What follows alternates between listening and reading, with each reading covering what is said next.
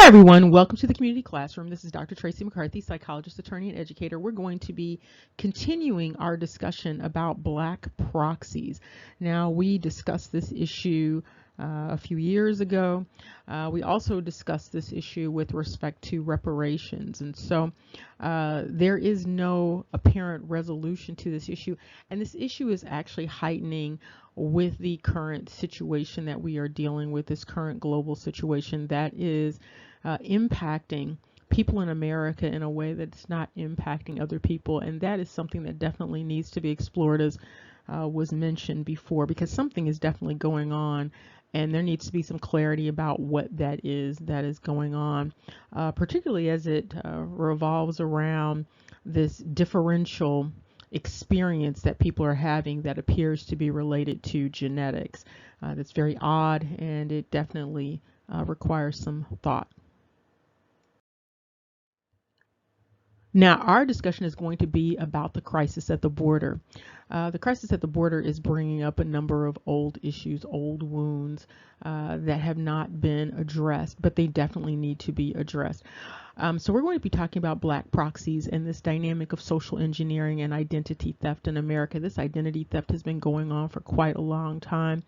And because of the nature of the identity theft, it's very difficult to sort of get your arms around it and get a handle on it, because the identity theft involved a form of ethnic cleansing, and then you had some population transfers going on, and then you had some enslavement going on. You had people taking on identities, claiming all sorts of identities, changing the names of places and people, not just in America, but around the world, in order to facilitate this facade that we are all living under, actually, around the world.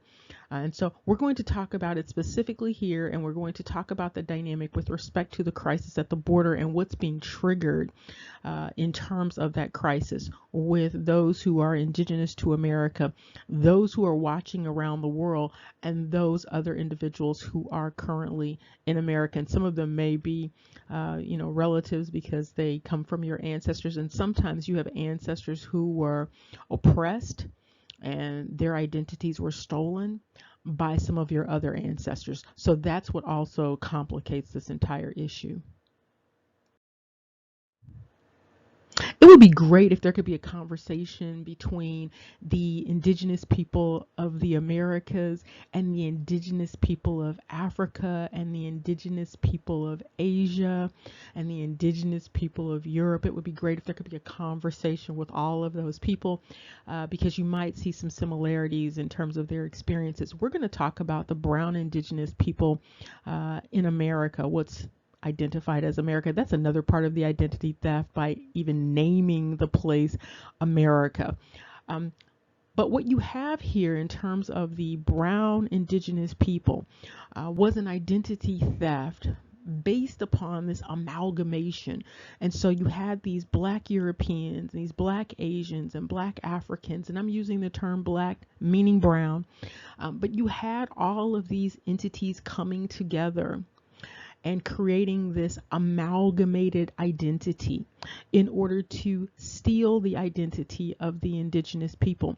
Now, in some instances, individuals were enslaved and brought over, and so therefore they didn't have any say in how this whole process took place.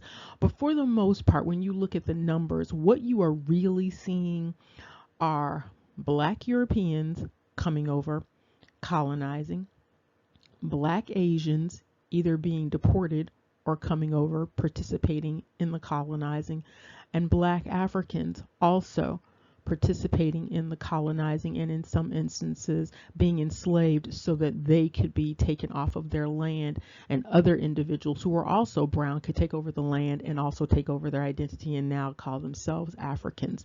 And so what you have going on here is sort of this multi-level, multi-dimensional identity theft going on all around the world. But we're going to deal with this one that is going on here, that is continuing to go on. And it has escalated since 2019 in terms of understanding what exactly is going on. There definitely is an effort to do some sort of displacement and it is couched in humanitarian assistance. But there are ways to give humanitarian assistance, and it's interesting that those ways are not being implemented. Instead, something else is going on.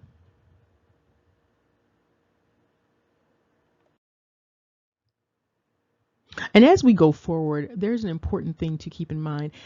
It's clear that we are in what is known as a period of atonement. We are in a period of repair. And so for many spiritual traditions, that means that this is the time that you are supposed to repay people for harms that have been done to them. You are supposed to return their property to them. You are to return their land to them. So there's a lot of returning that should be going on right now. And this returning should be going on all over the globe. So people should be returning to their homelands, quite frankly. However, one of the things that takes place sometimes with this issue of reparations is that the wrongdoer attempts to pay someone else or repair someone else instead of repairing the entity that has actually been injured or their descendants. And so that is an issue. It's a historical issue that's been going on for quite a while.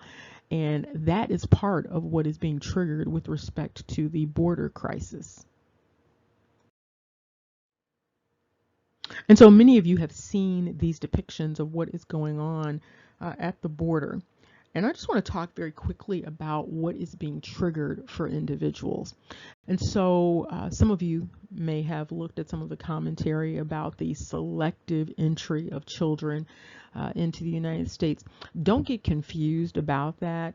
There is some clarity. Again, if you look at the discussions, the earlier discussions about a similar situation, you'll get clarity about what that commentary is all about.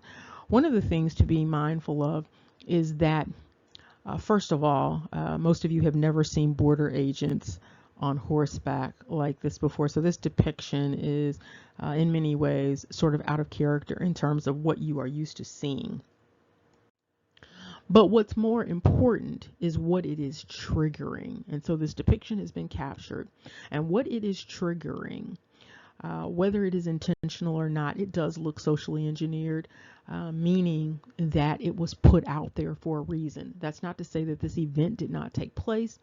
It's not to say that there was no harm. It's to say that this is being used for a purpose. And so one purpose that this appears to be used for is to trigger in those who are descendants of American chattel slavery a trauma. And so when they see this picture, the trigger is supposed to be an identification with the person who is being pursued by the border agent. This is also triggering what's known as white guilt. And so those individuals who understand themselves as white will feel guilty by looking at this. And what this does together is trigger this need to do something for both of these groups of people. And so the main people who are targeted in this social engineering dynamic would be considered quote unquote black people or the indigenous people of America. And so those who are descendants of American chattel slavery, this is supposed to trigger something in them. And indeed, it did trigger something. And so you see the question in Vice, what black people saw when Border Patrol whipped Haitians on horseback, or U.S. Border Patrol will no longer use these horse whips. And so there was outrage about this. And as there should be, this looks inappropriate. It is inappropriate, and depicting it is serving the purpose of getting people in an uproar, because what people are seeing are not individuals who are Haitians. They are not seeing individuals who are migrants. What they are seeing is a depiction that is serving to trigger or traumatize those who understand themselves as American descendants of chattel slavery, is to trigger in them a sense of identification with the oppressed, and then an identification with the plight, and then it serves as a catalyst for them to then move on behalf of, as if the individuals are them. And so it's supposed to trigger this slavery narrative in the minds of not only quote unquote black people, but quote unquote white people. And then this demand for repair. And so, again, there is this identity appropriation even going on in this depiction. Now, one thing needs to be addressed is this substitution dynamic. There is a long history of this substitution dynamic with colonizers substituting for indigenous people. You have different groups of people, usually still colonizers, doing population transfers and moving one group of people into a space that belongs to someone else and then displacing those people. So you have a substitution dynamic that has been going on for a very long period of time. So you put one person in the place of another. And that's what's going on with those depictions also, because there is the triggering of the history of one group of people that is inconsistent with the history of the other group of people, but you have a swapping of the identities by putting pictures like this up and creating a narrative around it. And when you do this substitution dynamic, you create a proxy dynamic. And when you create a proxy, this is even more than just substituting. When you create a proxy situation, you are giving someone else authority or power to act on behalf of. And so when you give someone else, you give someone else the identity of Indigenous American, you then give the people that you give this identity to the power of those people. Or if you give someone else the identity of American descendant of chattel slavery, you give that entity the power or the authority to act on behalf of those people. And this has been going on for a very long time because you do have this identity theft dynamic going on. This is not a benign dynamic that's going on. It's not an innocent dynamic that's going on. The identity appropriation is very active and it's very intentional. And so this proxy dynamic is a strategic dynamic, apparently, to create this proxy situation and to usurp or supplant the indigenous people of America, of the United States, and those who are the descendants of American chattel slavery. And in some instances, these are the same people. Now, it's clear that many people who are identifying as American Indian, identifying as indigenous people, are claiming that there was no slavery and that they themselves were the descendants of the actual slave owners. However, there is not sufficient evidence to support that, unless, of course, they are identifying as the descendants of the Moriscos and the Moranos who were running the slave trades.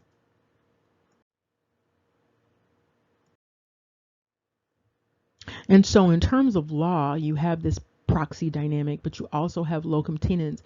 And that is another dynamic where you are taking the place of another person. Even if it's just temporarily, you are taking the place of another person. And this dynamic has been going on for a very long period of time. What's noteworthy, however, is that you don't see the reverse. For some strange reason, there is a dynamic that is facilitated of the sort of coming to America story, of coming to America and taking on the identity of those who are descendants of American chattel slavery and those who are the descendants of the indigenous people of the Americas. This has been going on for a very long time, again, centuries. And so there's a confederacy dynamic that's going on. So you've got the confederacy with the Europeans, whether they are black or white. You've got the confederacy with the Africans, whether they are black or white. You've got the confederacy with the Asians, whether they are black or white. And so you have this confederacy dynamic going on with a lot of energy directed towards those darker individuals who are understood historically as the indigenous people of the land, or those who are understood as descendants of American chattel slavery. The question is why? The question is why the entire earth would be focused on this particular group of people and focused on usurping and supplanting this particular group of people. Now, these people are held together, so the identities are not easy to disentangle at this point. And so, descendants of American chattel slavery and indigenous people of the United States of America, it's not easy to disentangle those identities. And so, those identities are held together for the purposes of this discussion. And we're just going to quickly look at some of the components of this particular article, which is definitely a social engineering piece. It is structured to be a catalyst for people responding and for, as it says, opening familiar wounds. And so let's just look at what's going on here. And you can see, based upon the way that the article is structured, that it is a manipulation piece. And so what's noteworthy here is that the ultimate target, is the collective known as Indigenous Americans or American descendants of chattel slavery. What's noteworthy here, however, is that the entities that are given voice in this particular article, and so the individual who is the executive director of the Black Alliance for Just Immigration indicates that the first feeling is just rage. And there is a continuing discussion here that this issue is an issue related to America's not so distant past with slavery and the racism that has followed for more than a century after its abolition. Now, this individual indicates that they are at the forefront of Black immigration issues. Black immigration issues and slavery issues are not the same issues. In fact, this individual will look at where this name comes from. This individual is more closely aligned with what would have been the individuals who were enslaving those individuals, that culture that participated in the transatlantic slave trade, not the descendants of American chattel slavery. That's not to say that the individual is not a descendant of American chattel slavery. What I'm saying is that the individual's name, the forename and the surname, both are indicative of the cultures west coast of Africa that participated in the slave trade, that brought about the situation where America had this not so distant past with slavery and racism that followed for more than a century after its abolition. The situation in the United States with slavery is not the same situation that all of the different places in the Americas had with respect to slavery. In many instances, you had individuals who were living in spaces where there was no racialized slavery caste system going on, because those who were the enslavers were the same color as those who were being enslaved. You think about the Caribbean, you think about different parts of the Americas, and what you see are primarily quote unquote Black people. During slavery, who was there? Quote unquote Black people. And so the enslavers were dark, the enslaved were dark, and so there were not the same narratives going on as the narratives that were going on in the United States. And here you have a continuation of this discussion about this outrage, and this is coming from Vince Warren. And Vince Warren is again invoking and evoking this slavery narrative and this Jim Crow narrative. And it says those horses and whips were used on us during the Selma to Montgomery March in 1965. There was no border patrol in Selma to Montgomery in 1965.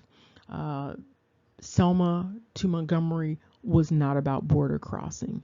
Selma to Montgomery was about getting rights that were due for citizens of the United States, for indigenous people of the United States, things that were denied to them that they had a right to have.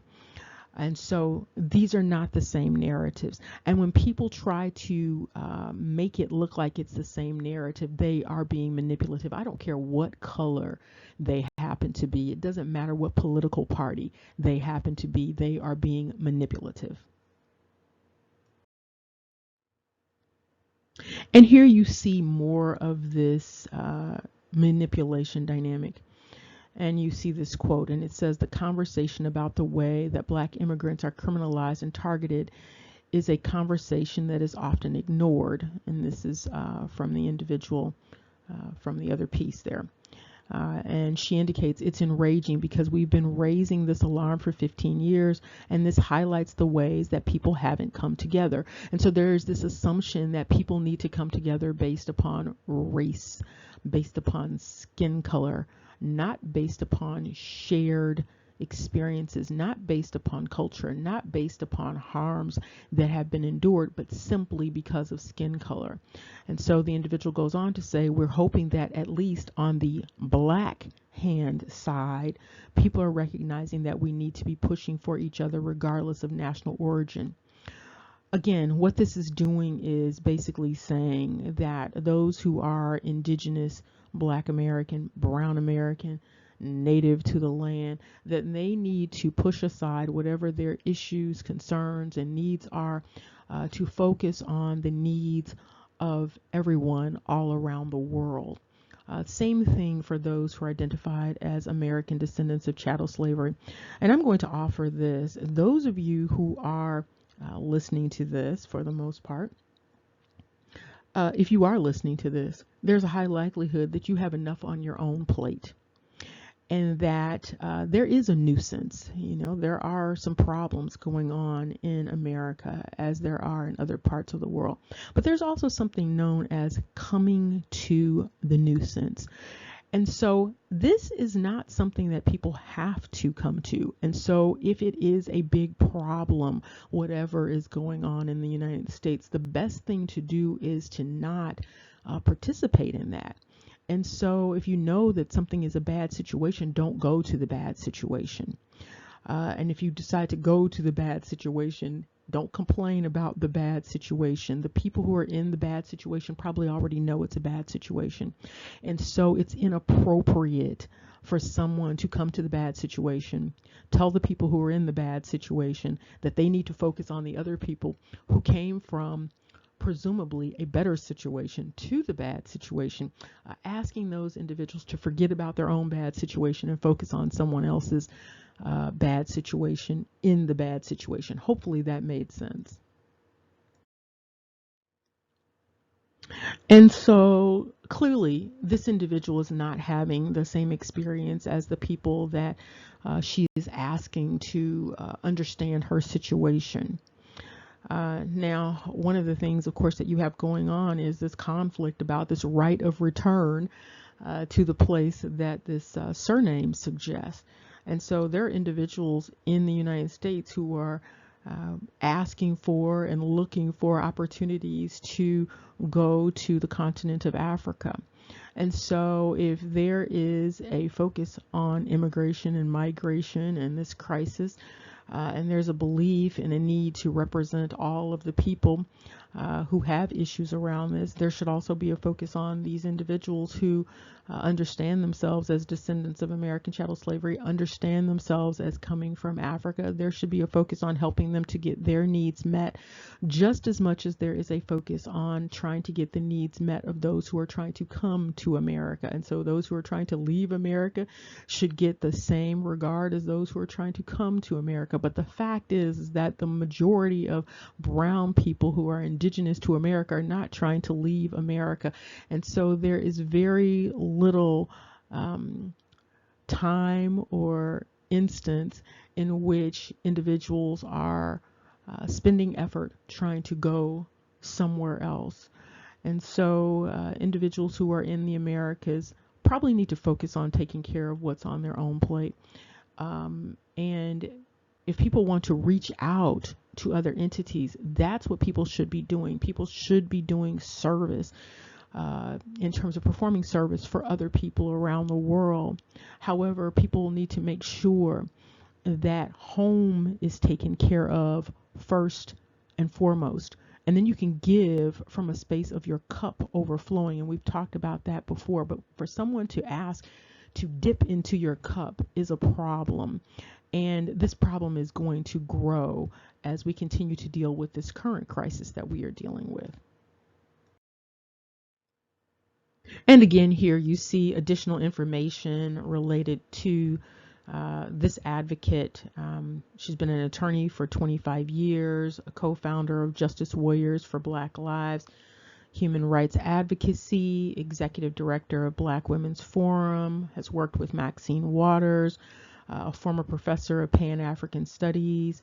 And so this is the framework for this particular individual with respect to understanding what is going on. Again, the situation at the border is a serious one, and it does represent a humanitarian crisis based upon what has been presented about that situation. And the individuals likely do need assistance. However, in this particular climate that we are dealing with, and the nature of the situation at the border, this situation needs to be handled in a particular way, and bringing up all of these identity politics and all of that is not really going to help this situation. And so the question needs to be, how do you help the people that are at the border? How do you help all of the people around the world? And at the same time, maintain your home. And if you need additional information about the work that Vince Warren is doing, here's some information there. And here you see another communication related to this situation. And so you can see that this is not just about a humanitarian crisis.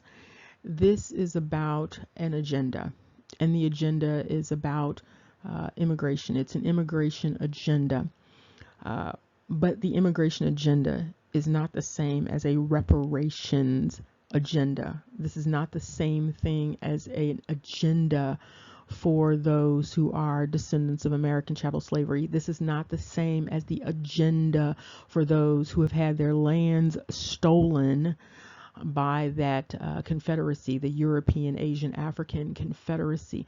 So those are different agendas, and they need to be kept separate. All of the issues are important, but each group needs to be given respect for their need and their freedom to deal with their own issues and to prioritize themselves above all others.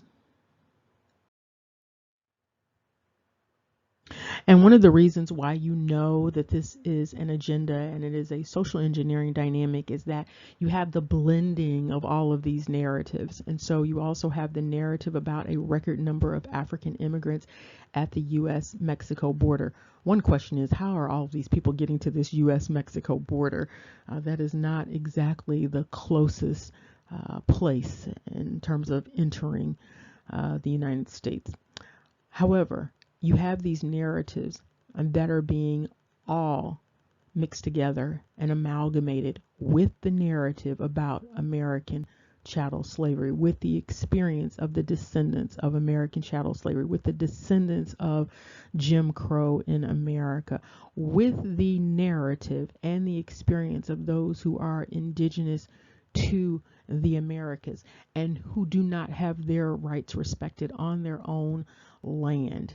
And so, again, this is an agenda. This is not to say that there are not needs and there are not issues. This is to say that this is a master manipulation, and it needs to be looked at like that from those who are being targeted with this campaign. And those are the American descendants of chattel slavery, and those are the indigenous brown people of America.